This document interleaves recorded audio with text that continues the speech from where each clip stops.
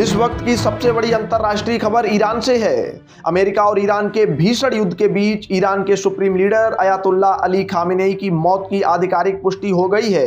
अमेरिकी राष्ट्रपति Donald Trump के दावे के बाद अब खुद ईरान की सरकारी मीडिया ने मुहर लगा दी है कि शनिवार को हुए इजरायली और अमेरिकी हवाई हमले में खामेनेई मारे गए हैं। लेकिन कहानी यहीं खत्म नहीं होती। ईरान की रिवोल्यूशनरी गार्ड कोर यानी IRGC ने कसम खाई है कि वो अमेरिका को दुनिया के नक्शे से मिटा देगा। ईरान ने ऐलान किया है कि वो अब तक के इतिहास के सबसे विनाशकारी और अदृश्य हथियारों से अमेरिका पर हमला करने जा रहा है। ईरान में इस वक्त मातम पसरा है। गलियों में लोग रो रो कर बेहोश हो रहे हैं। मशहद में इमाम रजा के पवित्र तीर्थ स्थल पर हजारों की भीड़ अपने नेता की शहादत पर छाती पीट रही है।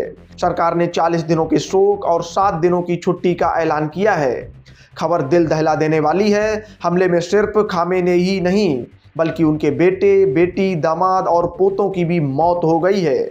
ईरान ने कहा है कि रमजान के पाक महीने में उनके नेता शहीद हुए हैं और अब इसका बदला इतिहास का सबसे भयानक बदला होगा। बदला शुरू भी हो चुका है। ईरान ने बहरीन और दुबई इंटरनेशनल एयरपोर्ट को निशाना बनाया है। दावा है कि ये अमेरिका के लॉन्च पैड थे। दुबई में अमेरिकी खुफिया एजेंसी CIA के दफ्तर को बमों से उड़ा दिया गया है। चारों तरफ सिर्फ धुआं और आग का गुबार है। कुवैत में मौजूद अमेरिकी एयरबेस अली अल सलेम पर भी ईरानी मिसाइलें कहर बनकर टूटी हैं, जिसकी पुष्टि चीन की सैटेलाइट तस्वीरों ने भी कर दी है। इधर इजराइल का बेत शेमेश शहर भी ईरान की मिसाइलों की आग में जल रहा है। संयुक्त राष्ट्र सुरक्षा परिषद की इमरजेंसी मीटिंग बुलाई गई है, जहां UN ने इस हमले को उकसावे की कार्यवाही बताया है। भारत के विदेश मंत्री S जयशंकर ने भी मोर्चा संभाल लिया है। वो इजराइल, ईरान और UAE समेत कई देशों के संपर्क में हैं, क्योंकि दुबई एयरपोर्ट पर बड़ी संख्या में भारतीय फंसे हुए हैं। वहीं बगदाद की सड़कों पर हजारों लोग अमेरिका और इजराइल के खिलाफ नारेबाजी कर रहे हैं। लेकिन सबसे बड़ा सवाल अब भी खड़ा है, क्या अयातुल्लाह खामेनेई का जाना ईरान की सत्ता का अंत है या एक नए और खूंखार अध्याय की शुरुआत? ईरान ने पलक झपकते ही अपने नए कमांडर इन चीफ का ऐलान कर दिया है, ब्रिगेडियर जनरल अहमद वाहिदी। वो नाम जिससे पश्चिम पहले ही खौफ खाता था, अब ईरानी सेना की कमान संभालेंगे। वहीं उत्तराधिकार की जंग में सबसे ऊपर नाम है मुजत्तबा खामेनेई का, जिन्हें उनके पिता का सबसे भरोसेमंद और कट्टर उत्तराधिकारी माना जाता है। जानकारों का मानना है कि मुजत्तबा के हाथों में कमान आने का मतलब है समझौते के सारे रास्ते बंद और जंग का खुला ऐलान।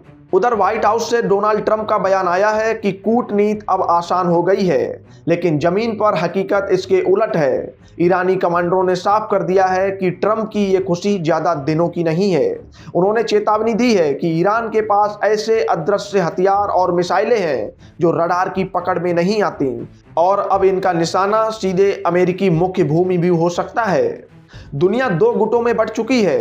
एक तरफ इजराइल और अमेरिका अपनी जीत का जश्न मना रहे हैं, तो दूसरी तरफ रूस और चीन की चुप्पी एक बड़े तूफान का संकेत दे रही है।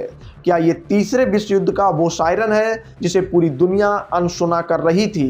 क्या ईरान अपने परमाणु संकल्प को हकीकत में बदलकर अमेरिका को वो जख्म देगा जिसे इतिहास ने कभी नहीं देखा?